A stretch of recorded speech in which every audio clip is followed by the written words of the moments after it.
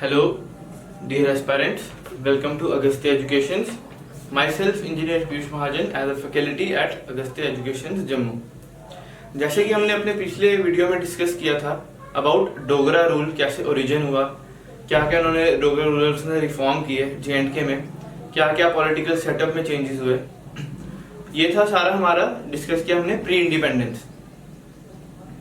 अब हम जो डिस्कस करेंगे ये करेंगे टूवर्ड्स इंडिपेंडेंस, क्या क्या चेंजेस आए।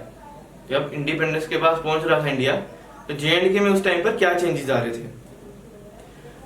1925 से 1949 तक महाराजा हरि सिंह का J&K में रूल था। काफी पॉपुलर राजा रहे थे अपने टाइम के, लेकिन with the passage of time इनकी अप्रोच थोड़ी ऑटोक्रेटिक होने लगी, एज अ डिक्टेटर होने लगी।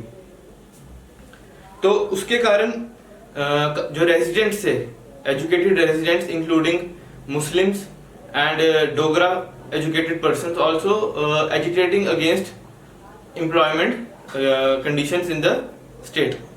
उनका मानना था कि जो बाहर की स्टेट के जो बंदे हैं वो एम्प्लॉय किए जा रहे हैं J&K में, उसके कारण जो लोकल्स हैं उनको काफी ज्यादा परेशानियां, उनको काफी ज्यादा एम्प्लॉयमेंट में दिक्कत फेस करने को मिल रही है। तो उन्हीं में से एक थे शेख अब्दुल्ला, काफी एजुकेटेड थे, अलीगढ़ मुस्लिम यूनिवर्सिटी से इनकी एजुकेशन ली थी इन्होंने। इतनी एजुकेशन लेने के बावजूद भी ये सिर्फ एक टीचर ही लग पाए स्कूल में। तो इनका काफी ज्यादा रिजेंटमेंट थी towards Maharaja Hari Singh. Period of time के साथ क्या हुआ, इन दोनों में कॉन्फ्रंटेशंस बढ़ती गई। इसको मद्देनजर रखते हुए महाराजा हरि सिंह ने 17 रिप्रेजेंटेटिव्स ऑफ जो कॉन्स्टिट्यूएंसी उस टाइम स्टेट की, उनको अपने पास बुलाया कंसल्टेशन करने के लिए। उनमें से शेख अब्दुल्ला भी थे, लेकिन कोई फिक्स्ड डिसीजन पे नहीं पहुंच पाए। ये कमिटी फिक्स्ड डिसीजन पे किसी पहुंच नहीं पाई। उस कारण जितने भी 17 रिप्रेजेंटेटिव्स थे इन्होंने अपनी अपनी स्टेट्स में जाकर, एरियाज में जाकर दोबारा से प्रोटेस्ट शुरू कर दिए। अब प्रोटेस्ट शुरू कर दिए और इनको और काफी ज्यादा अग्रेसिव प्रोटेस्ट शुरू किए। उस कारण क्या हुआ कि महाराजा हरि सिंह को इनको अरेस्ट करना पड़ा, 17 के 17 रिप्रेजेंटेटिव्स को। उसी टाइम पे एक अब्दुल कादिर करके रिलीजियस लीडर थे पेशावर के, उन्होंने सेडिशियस स्पीच दी थी। सेडिशियस स्पीच में उन्होंने ये कहा था कि जो महाराजा हैं वो डिस्क्रिमिनेटरी पॉलिसीज फॉलो कर रहे हैं टूवर्ड्स मुस्लिम्स। तो उसके कारण महाराजा को उनको भी अरेस्ट करना पड़ा। अब हरि सिंह के ने जो कमिटी बुलाई थी 17 मेंबर्स की, उनको तो उन्होंने अरेस्ट करवा दिया। लेकिन उसके बाद कश्मीर पॉलिटिक्स में 1931 के बाद काफी ज्यादा पॉलिटिकल चेंज आना शुरू हो गया। अब जो अब्दुल कादिर जो थे रिलीजियस लीडर जिनका ट्रायल चल रहा था, उनके लिए काफी सपोर्ट मुस्लिम्स का उमड़ने लगा फ्रॉम वैली। उनका ट्रायल कोर्ट में चलना था, लेकिन इतनी भीड़ देखते हुए उन्होंने वो ट्रायल उसी सेंट्रल जेल में ही कंडक्ट करवाया। लेकिन काफी ज्यादा भीड़ सेंट्रल जेल में भी आ गई। भीड़ आने के कारण पुलिस को वहां लाठी चार्ज करना पड़ा, वहां स्टोन पेल्टिंग की पब्लिक ने। उसके कारण पुलिस को फायर करना पड़ा, जिसके कारण 21 मुस्लिम्स मारे गए थे। अब उसके जो हेट्रेड इन मुस्लिम्स में रही, इन्होंने इस हेट्रेड को रिवेंज में कन्वर्ट किया और मुस्लिम्स हिंदू शॉप्स पर अटैक्स किए, जिसमें से 3 हिंदू लोग भी मारे गए थे इन द वैली। उसके बाद काफी ज्यादा ट्रबल्स आई। शेख अब्दुल्ला ने भी काफी ज्यादा स्पीचेस दी और काफी ज्यादा अनडिस्प्यूटेड रूलर वो बन गए। तो उस कारण महाराजा हरि सिंह ने उनको भी वहां से अरेस्ट करवा दिया वैली से, और अरेस्ट करवा के उनको हरि प्रभात फोर्ट श्रीनगर में ट्रांसफर कर दिया। अब जब उन्होंने शेख अब्दुल्ला को ट्रांसफर कर दिया, तो उसी दौरान क्या हुआ कि मीरपुर डिस्ट्रिक्ट था, वहां मुस्लिम जत्थाज फ्रॉम पंजाब जो पाकिस्तान साइड से वो आने लगे और हिंदू टेरिटरीज पर अटैक करने लगे। अब ये रोकने के लिए ब्रिटिश फोर्सेस ने अपने ट्रूप्स भेजे और उन जत्थाज को रोका, ताकि हिंदू पॉपुलेशन को प्रोटेक्ट कर पाए। उसके मद्देनजर फिर जो महाराजा हरि सिंह थे, इन्होंने कमीशन बिठाई। उन्होंने जो एम्प्लॉयमेंट रिफॉर्म्स थे इसमें चेंज किए, जो क्वालिफिकेशंस थी थोड़ी कम कर दी, ताकि जो कम क्वालिफिकेशन वाले सिटीजन हैं वो भी इन जॉब्स के लिए अप्लाई कर पाए। अबॉलिशन ऑफ टैक्सेस किया, प्रमोशन ऑफ इंडस्ट्रीज, काफी ज्यादा इन्होंने रिफॉर्म्स किए। उसके बाद अब जो शेख अब्दुल्ला थे ये इतनी देर जेल से रिलीज हो चुके थे, इन्होंने अपनी एक पार्टी बनाई, इसको नाम दिया उन्होंने ऑल J&K मुस्लिम कॉन्फ्रेंस। उसके प्रेसिडेंट थे खुद शेख अब्दुल्ला। 1933 में इन्होंने शेख अब्दुल्ला ने सिविल डिसोबीडियंस मूवमेंट लॉन्च किया, डिमांड की कॉन्स्टिट्यूशनल गवर्नेंस की, कॉन्स्टिट्यूशनल राइट्स की। महाराजा ने उनकी ये भी बात मानी और कॉन्स्टिट्यूशनल रिफॉर्म्स करना शुरू कर दिए। लेजिस्लेटिव असेंबली बनाई जिसमें कि उन्होंने राइट टू वोटिंग दिया, मतलब फ्रेंचाइज, यूनिवर्सल फ्रेंचाइज दिया, लेकिन वेरी नैरो फ्रेंचाइज दिया कुछ सिलेक्टेड सिटीजन्स को ही। उसके बाद जो शेख अब्दुल्ला के साथ काफी सिख्स एंड हिंदूज भी जुड़ने लगे फ्रॉम टाइम। ये देखते हुए शेख अब्दुल्ला ने अपनी जो पार्टी का नाम था from all J&K Muslim league, उन्होंने चेंज कर दिया ऑल या नेशनल कॉन्फ्रेंस, नेशनल कॉन्फ्रेंस में तब्दील कर दिया उन्होंने नाम। उसके कारण क्या, वो काफी हिंदू और सिख्स भी इनके साथ जुड़ने लगे।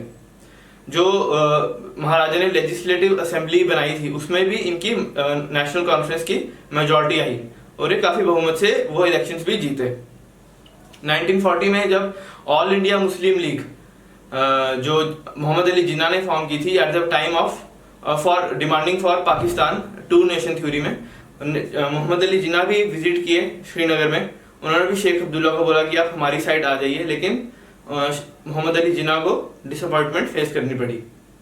वीडी सावरकर जो हिंदू महासभा के भी चीफ थे, वो भी श्रीनगर उन्होंने विजिट किया, लेकिन उनको भी खाली हाथ वापस लौटना पड़ा। शेख अब्दुल्ला ने दोनों को रिजेक्ट कर दिया। उन्होंने बोला कि ना ही हम पाकिस्तान के पास जाएंगे ना ही इंडिया के पास। और इतनी देर में जवाहरलाल नेहरू भी आए, उन्होंने भी काफी प्रोटेस्ट किया। क्या जो सब्जेक्ट्स हैं या जो सिटीजन्स हैं J&K के, उनको काफी ज्यादा प्रॉब्लम फेस हो रही हैं। तो जवाहरलाल नेहरू को भी अरेस्ट करवा दिया महाराजा हरि सिंह ने, जब वो प्रोटेस्ट कर रहे थे J&K की टेरिटरी में। फिर 1944 में महात्मा गांधी, उन्होंने भी विजिट किया J&K में और एडवाइस की हरि सिंह को कि आप अपने सब्जेक्ट्स के प्रति थोड़ा ध्यान दें, उनके वेलफेयर के लिए थोड़ा ध्यान दें। जब इंडिया पार्टीशन हो गई 1947 में, ये प्रोसीजर चलता रहा। कोई प्रोटेस्ट कर रहे था नेशनल कॉन्फ्रेंस, ये चलता रहा है सब। लेकिन जब पार्टीशन हो गई उसके बाद स्टेट्स को डिसाइड करना था कि वो इंडिया के साथ रहेंगी या फिर पाकिस्तान के साथ। उस टाइम पे जो महाराजा हरि सिंह थे वो स्टैंड स्टिल पोजीशन पे आ गए। वो कंफ्यूज हो गए कि वेदर टू ऑप्ट इंडिया और Pakistan. Basically he wanted to form a country of his own, independent country. But इस दौरान क्या हुआ कि जो ट्राइबल इन्वेजन्स करवा दी पाकिस्तान ने J&K में, काफी ज्यादा उन्होंने लूट की। मुजफ्फराबाद, मीरपुर, कोटली, ये सब डिस्ट्रिक्ट थे जहाँ काफी ज्यादा, यहाँ तक कि वो बारामूला तक भी पहुंच गए थे। बस 3.5 माइल दूर थे श्रीनगर से। अब इसके कारण महाराजा हरि सिंह ने इंडियन गवर्नमेंट से सपोर्ट मांगी कि आप हमें अपने ट्रूप्स भेजें और इन्वेडर्स को यहाँ से बाहर करें। लेकिन इंडियन गवर्नमेंट ने उस टाइम मना कर दिया कि ये हमारी टेरिटरी नहीं है, क्योंकि आप हमारे साथ जुड़े नहीं और J&K अब हमारी टेरिटरी नहीं, तो हम इन्वेजन नहीं कर सकते। तो उसके मद्देनजर रखते हुए महाराजा हरि सिंह मान गए कि मैं J&K के साथ शेयर करूंगा अपनी टेरिटरी या इंडियन यूनियन में अपना सहयोग करूंगा। ये सहयोग करने के बाद महाराजा हरि सिंह को ट्रूप्स भेजे गए और जितने भी इन्वेडर्स थे उनको यहाँ से बाहर कर दिया गया। बारामूला, पुंछ, रजौरी, इन सब से कोई 8 to 9 मंथ्स का टाइम लगा था, लेकिन ये सब जो इन्वेडर्स थे इंडियन ट्रूप्स ने इनको बाहर कर दिया था। मीन टाइम जो इंडियन गवर्नमेंट थी इसने UN सिक्योरिटी काउंसिल में भी कंप्लेंट दी कि पाकिस्तान ने ऐसी स्ट्रेटजीज अपनाई हैं कि उन्होंने इंडिपेंडेंस मिलते ही हम पर अटैक कर दिया।